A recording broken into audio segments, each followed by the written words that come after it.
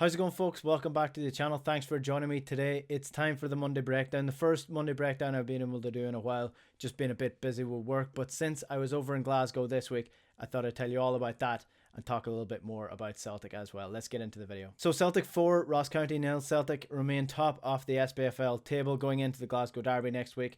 Almost got lucky with Dundee almost pulling off a result against Rangers, but it wasn't to be. But Celtic are still top of the table and still pushing for that league title, that league treble, if we want to say. The treble is on for Celtic, and it's getting tight. It's getting tight at the end of the season, but Celtic remain top of the table after a really emphatic win over Ross County in Parkhead. I was over at the game. I went over on Thursday. I did the stadium tour. I haven't done that in a couple of years, so I thought, why not go and see the stadium again, go see the boardroom, the trophies, the dressing room. Got to sit beside Matt O'Reilly, or got to sit beside Matt O'Reilly's t-shirt.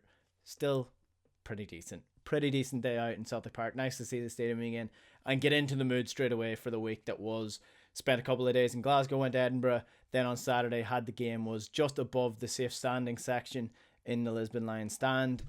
Absolutely perfect day. The sun was shining, Celtic Park was buzzing, the stadium was full, and Jesus, did Celtic not put on a performance for the fans. What a win that was. 4-0 against Ross County.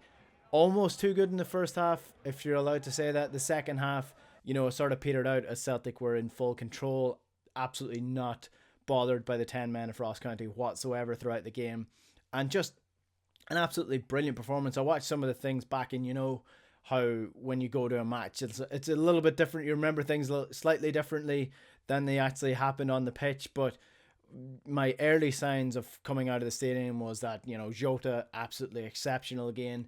Maeda, absolutely buzzing around the park the entire game. And then Giakoumakis, just an absolute handful of a player.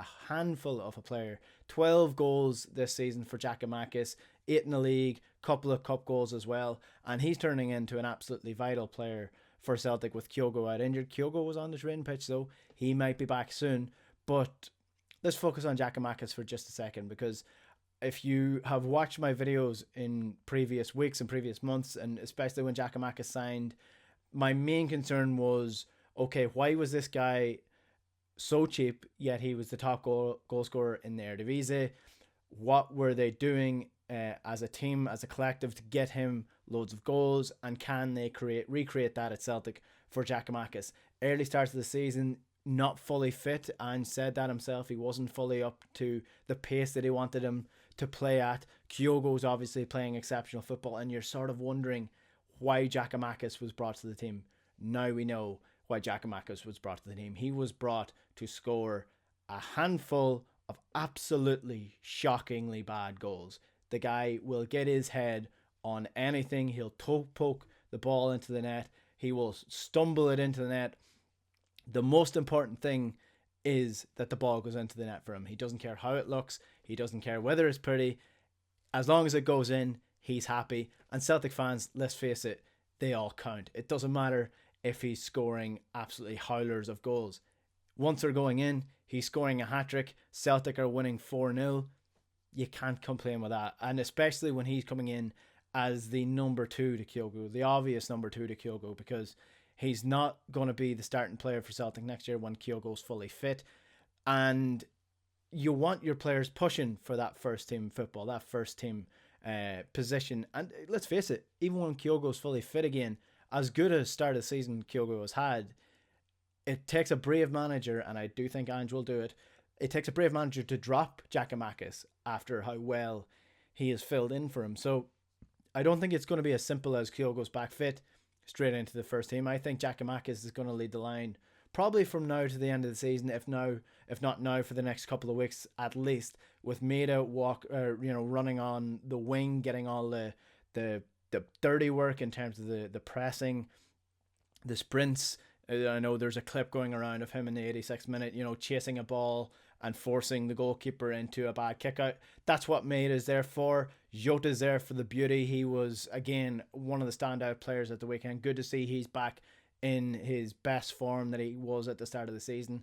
I thought he produced some lovely stuff down the wing. It was nice to see him and Maeda sort of going over and back, right and left off the wing, and not just staying statically in their position. Jota started on the left, but I think he moved on to the right when Rogic went off, and then Matt O'Reilly came on.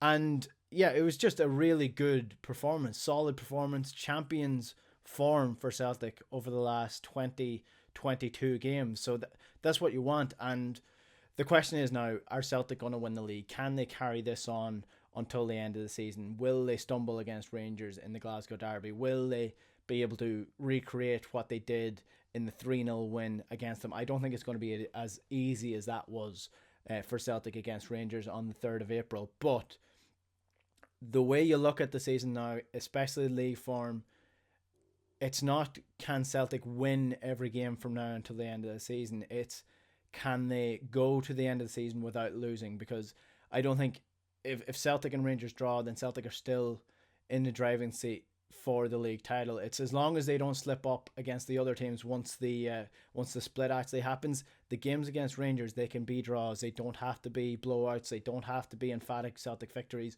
As long as Celtic do not lose to Rangers, that's the most important aspect from now until the end of the season. Can they do it? Can they do the treble?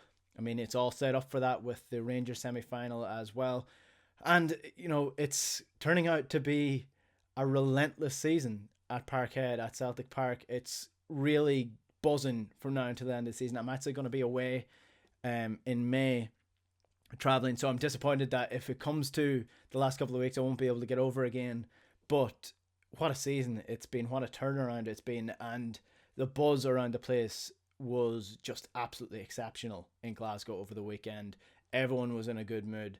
The weather was great. It was tops off weather, and the chants were going. The fans were in full voice, and Celtic put on a show. And that's why you go over to Celtic. That's why you go over to Glasgow, to see Celtic put on a show. And they certainly put on a show for me and the missus, who was over for her first game, and she really enjoyed it as well. So, I mean, that's the most important aspect of supporting Celtic. They put on a show for you. Celtic fans showed the support.